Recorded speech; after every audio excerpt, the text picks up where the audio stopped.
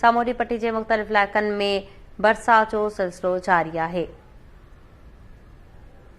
बरसात सबबि मुतासिर जा अंज वधी विया आहिनि। वक़्त ॿुधाई पिया टटे ऐं बरपासे जे इलाक़नि में ॿिए ॾींहुं बि किथे हल्की ऐं किथे तेज़ बरसात जारी है।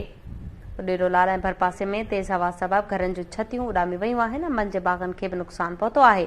मुतासिरनि एहतजाज कयो जॾहिं त वाहुर जी अपील कई वई आहे। वक़्त ॿुधाई पिया सामूंडी पट्टी के मुख़्तलिफ़ इलाक़नि में बरसात थी है। घोड़ाबाड़ी, बर, महर, गाढ़ो, घेलमोरी, पटमड़ो ऐं ॿियनि इलाक़नि में बरसात जो सिलसिलो वक़्फ़े वक़्फ़े सां जारी है। ठटे ऐं भरपासे जे इलाक़नि में किथे हल्की किथे तेज़ बरसात जारी है।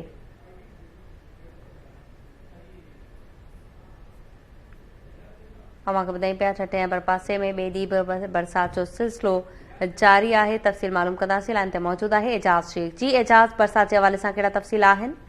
जी बिल्कुल सबा मीरपुर साकरो समेत सामूंडी पट्टी में चेटी मींहुं गजगोड़ से जोरदार वसकारे तेलके जे नंढनि तोड़े वॾनि शहरनि बुआरा, बरोसर कॉलोनी, लेट, लदिया, दाबेची, बंबोर में जो बिजली जो निज़ाम फेल थी वियो है। जॾहिं त शहर ॾांहुं ईंदड़ कचे जा समूरा रस्ता जेका बरसात खां पोइ बंदि थी विया आहिनि। साकरो ऐं उन जे इर्द गिर्द में पोखियल कप ऐं मिर्च जो फसल खे पुण घणो नुक़सान रसियो आहे।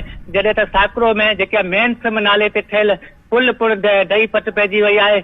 मीरपुर साकरो समेत सामूंडी पट्टी में मींहुं जो रोज़दार वसकारो थियण करे तेलके जे समूरनि नंढनि तोड़े वॾनि शहरनि में बिजली जो जेको निज़ाम आहे फेल थी वियो आहे।